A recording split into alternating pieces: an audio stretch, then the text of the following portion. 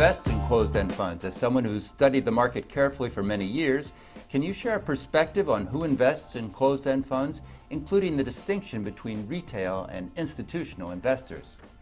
I would break the investor universe into three parts. One are retail investors who either buy closed-end funds in the IPO process or the secondary process and have a meaningful exposure to closed-end funds because they either want a certain type of yield or they desire a certain asset class.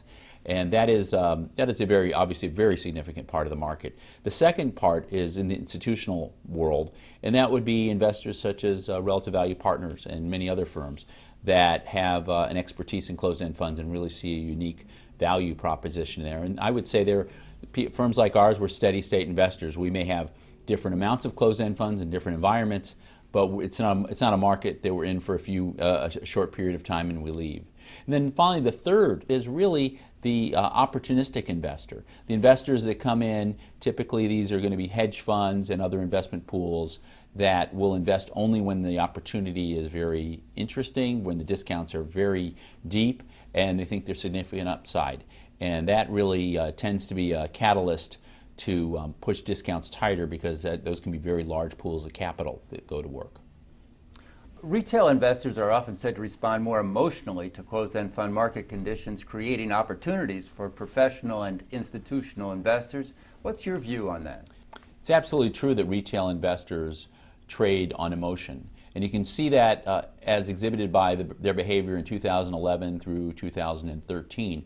When there was over $25 billion of new issue closed-end funds issued at a premium that came to market and investors gobbled them up. The average closed-end fund traded very close to net asset value during that period of time. And that is when retail investors couldn't get enough of yield.